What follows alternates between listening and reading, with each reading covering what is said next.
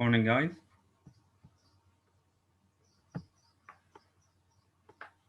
Hello. Morning. Morning. More. Sent.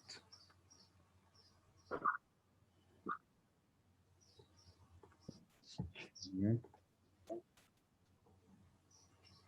ازيك يا اسطى؟ Morning, yeah. Kiki. Just admitting the sent. Okay. Sent Peter. Selma. Shahid Tamim. Okay. Hania.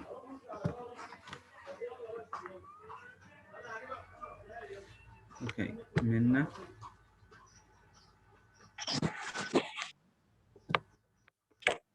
So there are 17 students in the room right now. 1, 2, 3, 4, 5, 6, 7, 8, 9, 10, 11, 12, 13, 14, 15.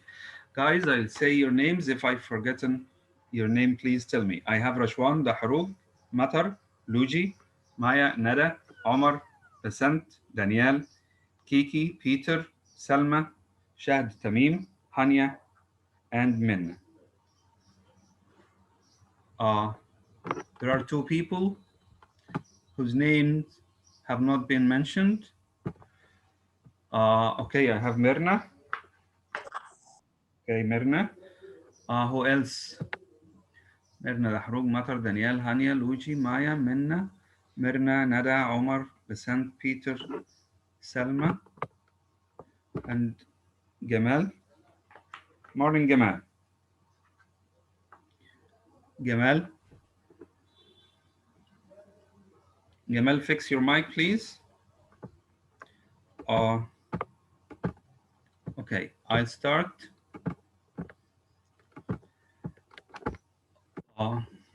As I told you, we're going to do Macbeth. Okay, Kiki.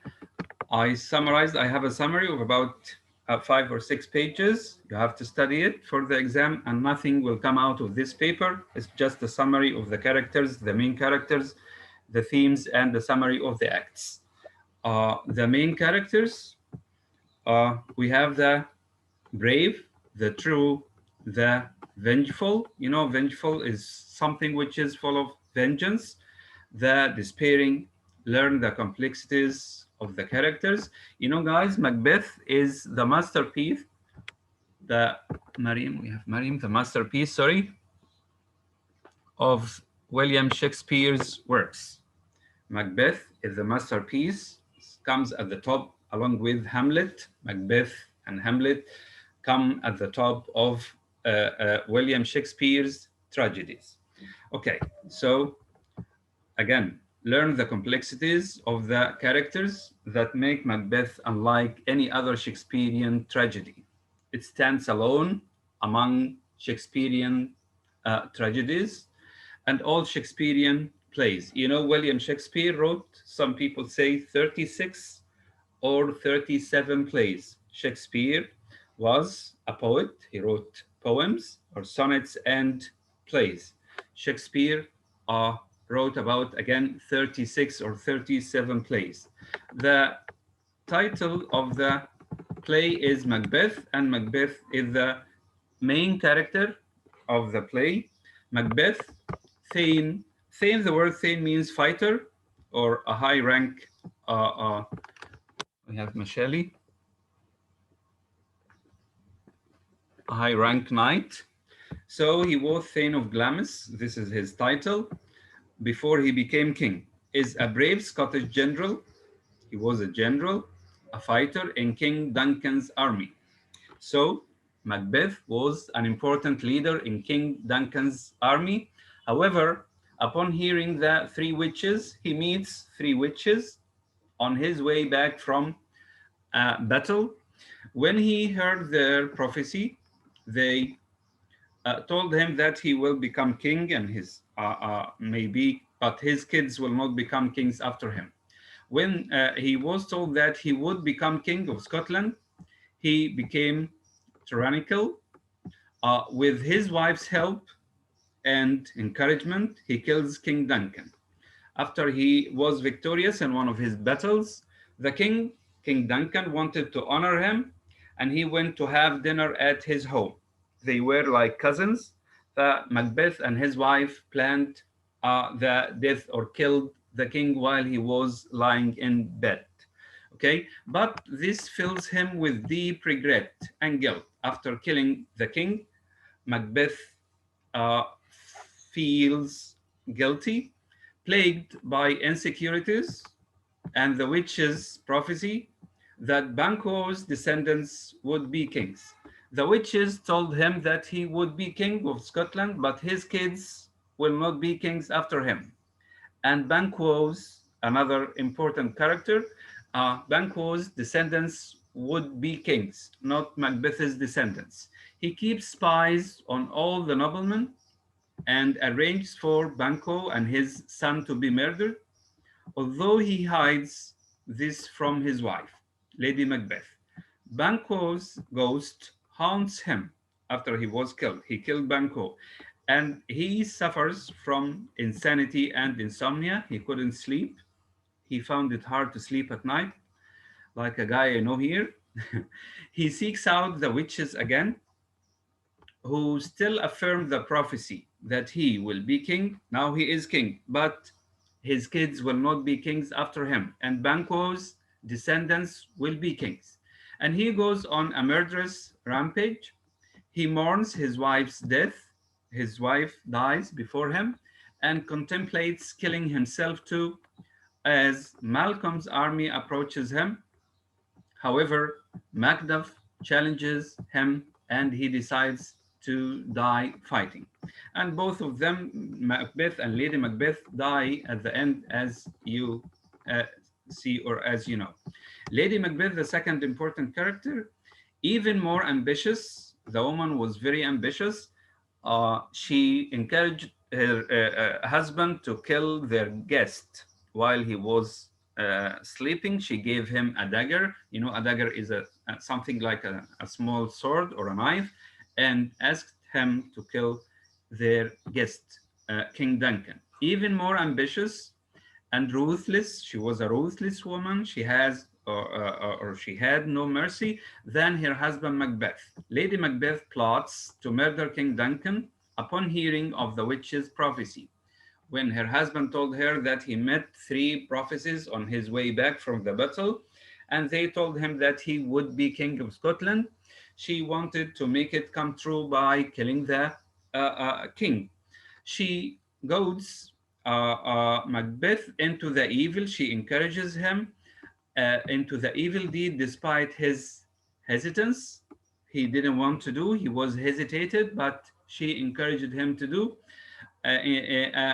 She accused him of being a woman or having the heart of a woman. You are not a man, do it, and so on. Gives the guards drugged wine. You know, at that time, it was a custom that the king was guarded by two people sleeping with him in his bedroom, one on his right and one on his left, to guard him. She drugged the guides or gave them wine and lays out the bloody daggers. She put some bloody daggers next to their to the guards to make the people think that the guards, while they were drunk, killed the king. She comforts her husband in his guilt afterwards, whenever after killing his cousin or the king, whenever he felt guilty, she comforted him. Okay, when Macbeth sees Banquo's ghost, remember again, Banquo was the man whose descendants would be kings according to the three witches. prophecy. Lady Macbeth nervously tries to calm him down and dismisses their guests. However, her guilt soon turns her mad as well and tormented by nightmares, but both of them couldn't go to sleep easily. They suffered from insomnia and they had nightmares and they felt guilty. She sleepwalks, sleepwalks, and as she tries to wash out the invisible blood stains on her hands. She imagined that she had blood stains, some blood on her hands, and she dies off stage, not in front of the audience, off stage in the final act, as a post suicide. The audience are told that she died not on the stage, off stage, because she killed herself. The third important character is Macduff, a Thane of Fife, a fighter, a knight like Macbeth, is loyal to King Duncan. He is the first to discover Duncan's dead body and never believes it was the servants who killed him. Again, remember that Lady Macbeth put some daggers next to the drunk guards to make the people think that they are the ones who killed the king. Macduff didn't believe this story. Macduff flees, he escapes to England, trying to find King Duncan's son, Malcolm, and restore him as rightful king. But meanwhile, Macbeth has Macduff's wife and children murdered. Full of grief and revenge, he persuades Malcolm to lead an army against Macbeth, challenges Macbeth one to one and slays him. A child of a cesarean birth, cesarean, when somebody is born cesarean, it's very common nowadays, not naturally, but thus fulfills the witch's prophecy that no man of woman born would harm Macbeth. One of the witches told him that no man of woman, no man born of woman would harm Macbeth, but the one who killed him wasn't born naturally. This is the meaning of it. He wasn't born naturally, he was born in the Caesarean way. The three witches who appear at the beginning of the play, the three witches or three weird sisters are the morally ambiguous characters whose prophecies drive Macbeth to his tyrannical desire for power. They drove him, or this prophecy, or these prophecies drove Macbeth to kill his uncle or his cousin, King Duncan. When the witches first meet Macbeth and Banquo, prophecy that Macbeth will become king of Scotland and that Banquo's descendants will be kings. Guys, the stuff is repeated. When Macbeth seeks them out again, they produce apparitions. They appear of his downfall while delivering three more prophecies to him. Beware Macduff. They warned him of Macduff. None of woman born will harm him, and he will be safe until a local wood, Burnham Wood, marches into battle against him. Again, guys, they warned him of Macduff, and they told him that none of woman born will harm him, and he will be safe until a local wood, something like some trees or a forest called Burnham Wood, marches. The wood would march, would walk into battle against him. How would a forest or a piece of forest walk? We will know. They leave the audience questioning whether they are agents of fate or independent agents manipulating humans' lives. The next character is Malcolm, and this is King Duncan's son. Malcolm is one of the king's sons and proclaimed heir to his throne. He was the heir, the inheritor, the legal inheritor of the throne. And in other words, Malcolm was to be king after his death. This is the lawful or the legal heir to the throne. Suspected of his own father's murder, he didn't believe the story of Lady and Macbeth and Macbeth. He flees, he escapes from Macbeth to England. When Macduff comes to find him in England, Malcolm initially tests his loyalty. Ultimately, Malcolm is convinced that they need to enact vengeance and fight Macbeth. He mobilizes an army, he gathers an army in England and leads them to Scotland with Macduff's help. He and his forces march on Dunsinane Castle, where Macbeth has retreated, camouflaging themselves with branches from Burnham wood. Guys, they cut some of the branches of the wood and camouflaged themselves with them. So if you see them, you imagine that the trees are marching, are walking. Understand it? And thereby fulfilling the witch's prophecy. Burnham Wood was marching. Okay, he takes over as king and restores order, and they kill Macbeth. Banquo, the last main character, Thane of Lochaber, in a Scottish general known, sorry, he is a Scottish general known for his bravery, like his friend Macbeth. So Banquo was a friend of Macbeth's. They meet the witches together upon returning from battle, and Banquo is also eager to know what their prophecy is for him. They tell him that he will not be king.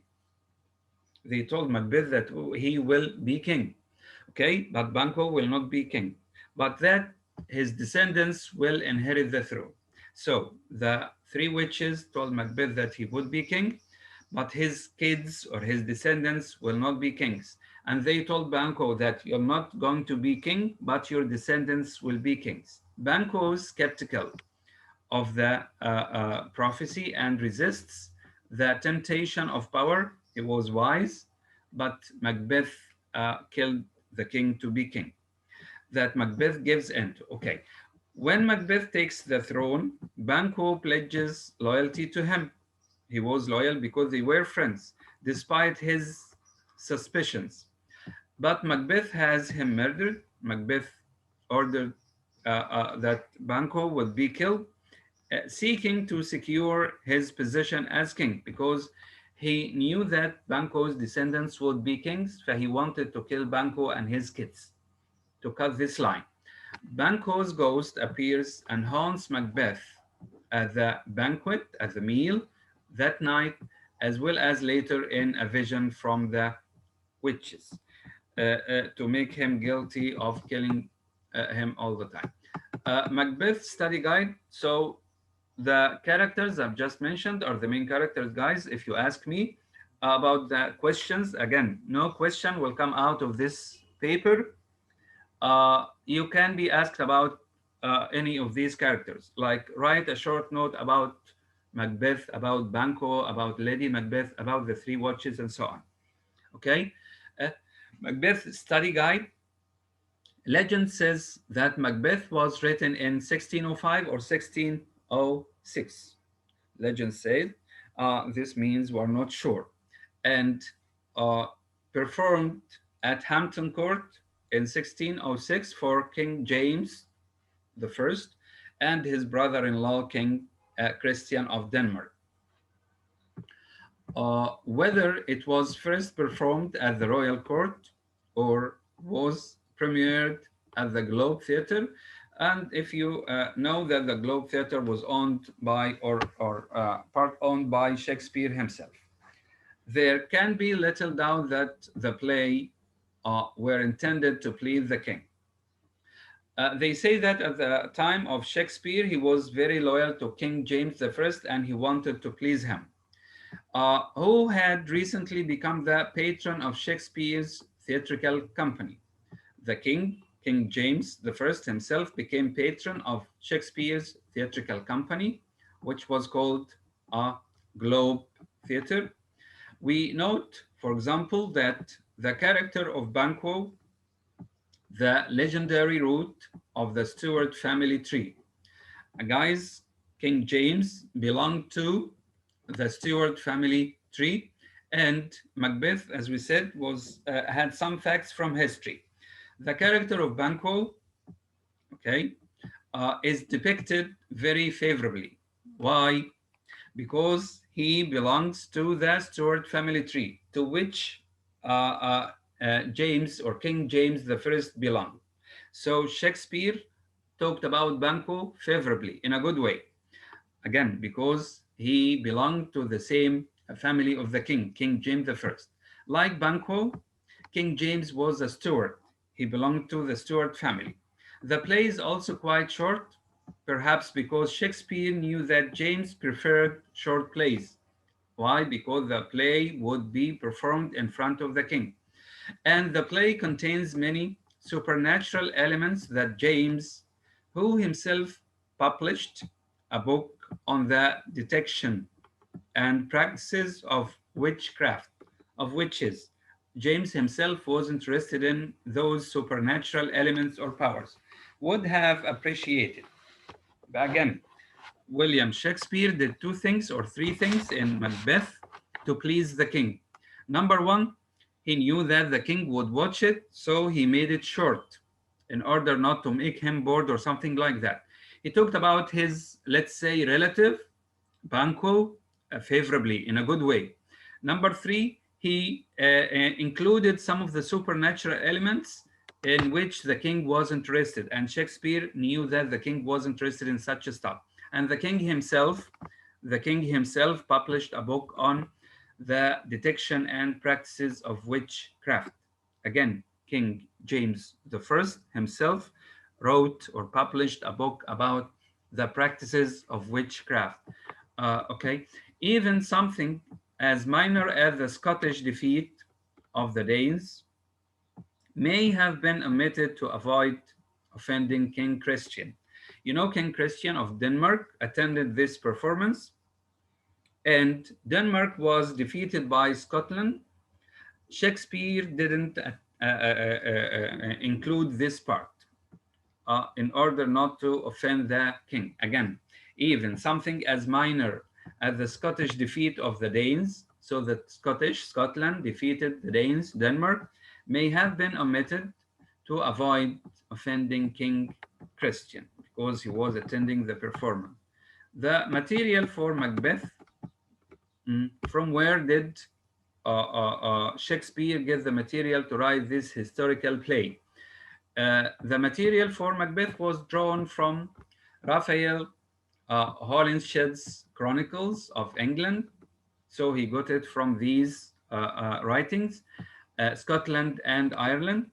So again, Shakespeare got the material for Macbeth from Raphael Holinshed's Chronicles of England, Scotland, and Ireland in 1587.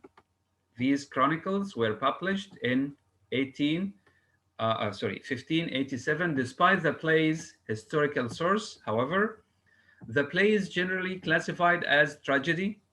I told you at the very beginning that Macbeth is the masterpiece of Shakespeare's tragedies rather than a history, although it talked about history and there are some historical facts are included in it. This derives perhaps from the fact that the story contains many historical fabrications. Maybe it's a tragedy more than a history, okay? Or it's classified as a tragedy rather than a history. Why? Maybe because many of the historical facts are fabricated, including the entire character of Banquo. Remember, Banquo is one of the Stuart family who was invented by a 16th century Scottish historian in order to validate the Stuart family line, in order to talk favorably about the king's family. In addition to such fictionalization, Shakespeare took many liberties with the original story. He again fabricated some of the facts in the original story, manipulating the characters of Macbeth and Duncan to suit his purposes.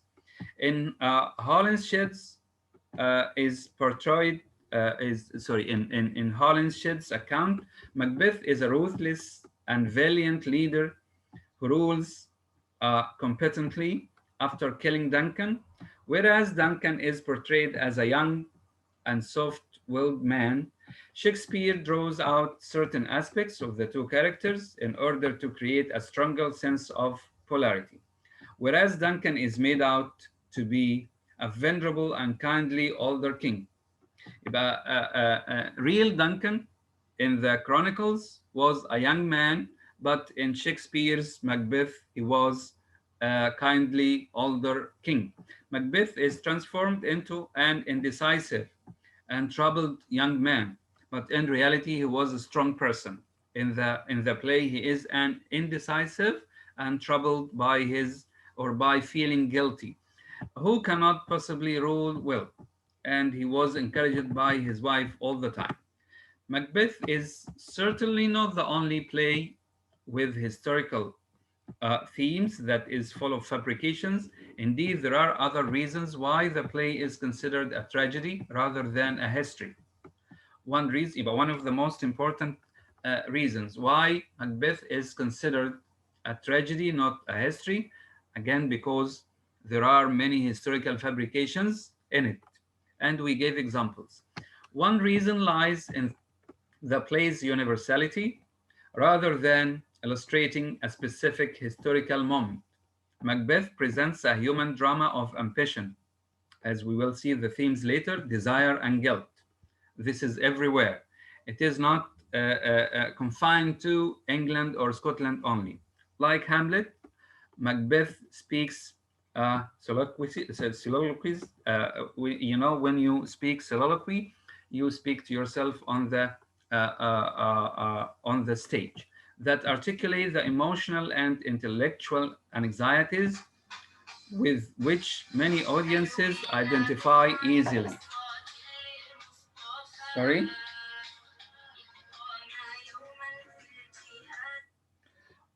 So again, Macbeth, like Hamlet, Macbeth speaks soliloquies.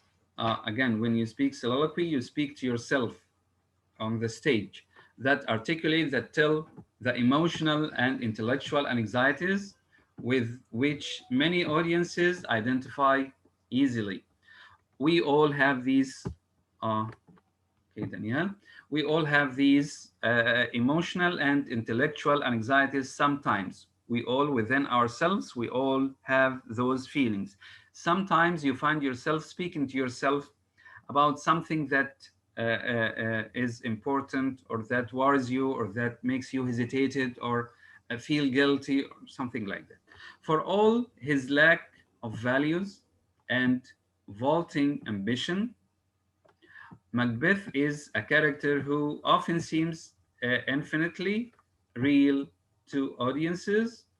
We all see ourselves in Macbeth because we all feel guilty sometimes. We all are hesitant or hesitated sometimes, and so on.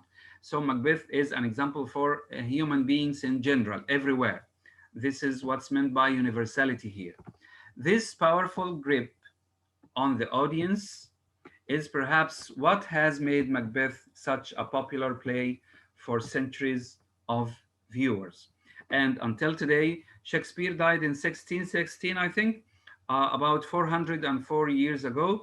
And until today, Shakespeare is the most famous writer or playwright ever in all the languages all over the world. He is the most famous. Why? Because of dealing with the human nature. He was perfect at this point, dealing with the human nature and expressing our thoughts and fears. Given that Macbeth is one of Shakespeare's shortest plays, we said this before and we know why it was short.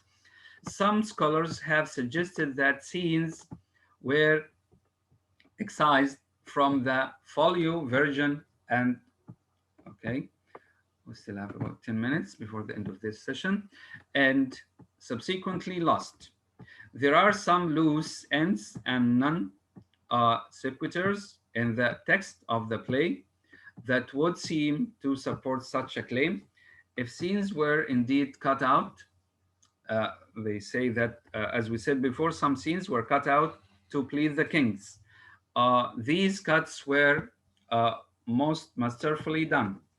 They were most masterfully done in a good way, in a delicate way. After all, none of the storylines is lost, and the play remains incredibly powerful without them.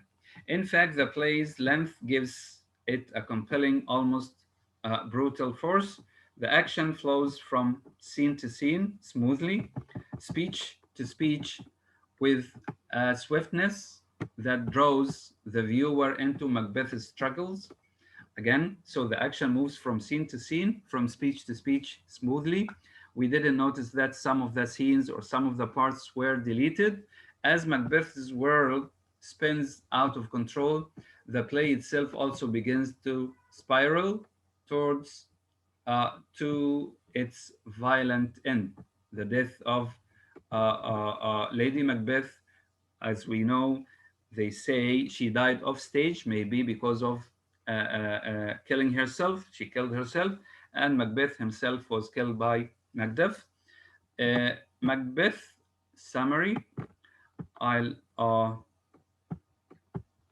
maybe stop here uh, and ask some questions just to give you marks for participation. Please put your hand up if you know the answer. Uh, so the first question is, who are the main characters in Macbeth? Who are the main characters in Macbeth? Mention 2 or 3 characters in general. Put your hand up, please, if you know the answer. I have one raised hand. Guys, be more active, please, because you'll get marks for this. Name 2 or 3 main characters in Macbeth. I have 4 hands only. I have 18 students with me. I have 18 students with me. Please put your hands up. I have Mirna, Danielle, Menna, and Luigi. Omar. What about the others? Okay, Hania. طيب. Omar, can you answer Omar? Omar, Yes, mister. go ahead. The brave. And name some of the important characters. Oh, Macbeth Macbeth, and King Duncan. King Duncan. Duncan, sorry. Hmm? And Banco's ghost. Okay. Okay, Omar, thank you. طيب, Mirna. Mute yourself, Omar. Mirna.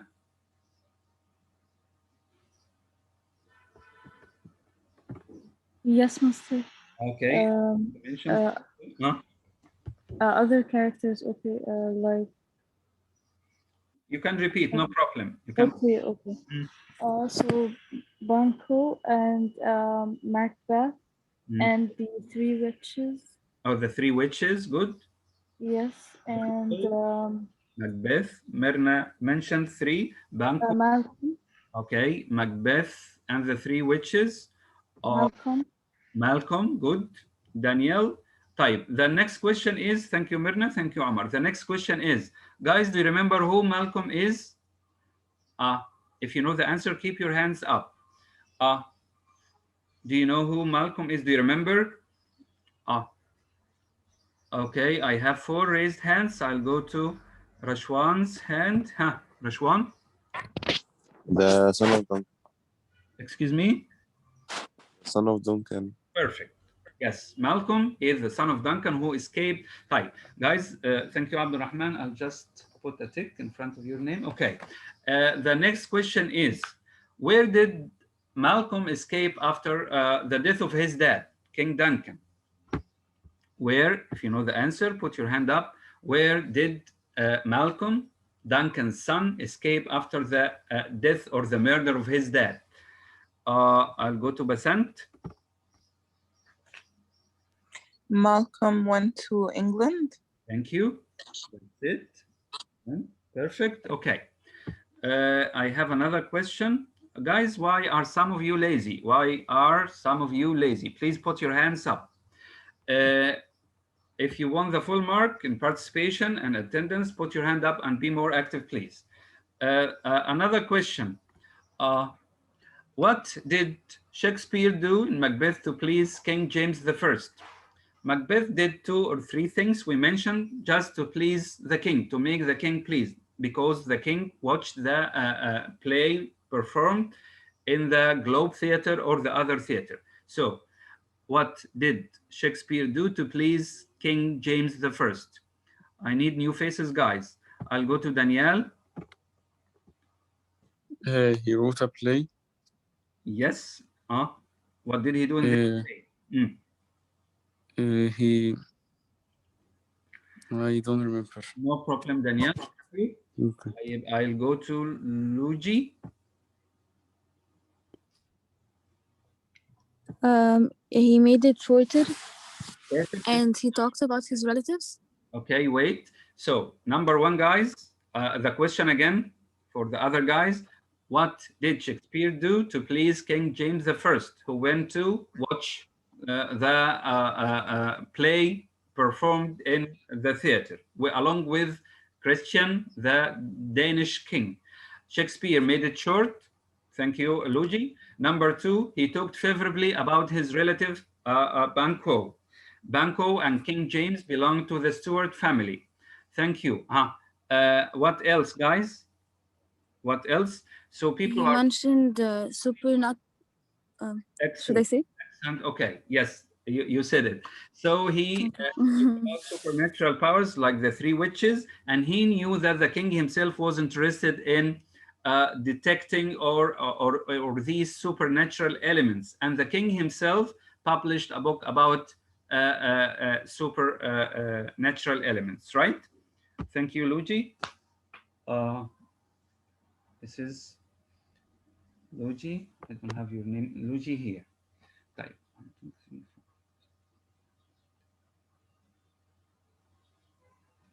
4. Fine. I'm not sure how much time. We still have about 2 minutes. Guys, another question. And please be more active. Other guys, be more active. From where did Shakespeare take the story of his play?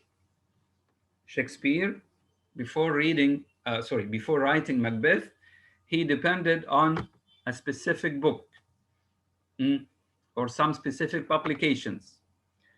Omar and Abdurrahman, put your hands down, please.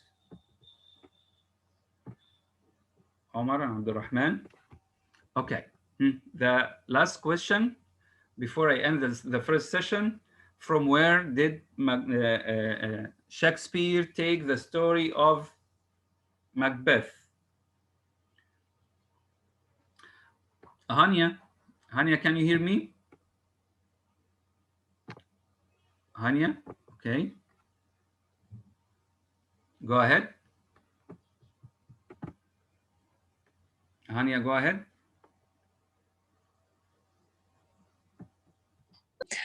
From the Holinshed's Chronicles. Yes. Okay, from the Chronicles of Ansheds.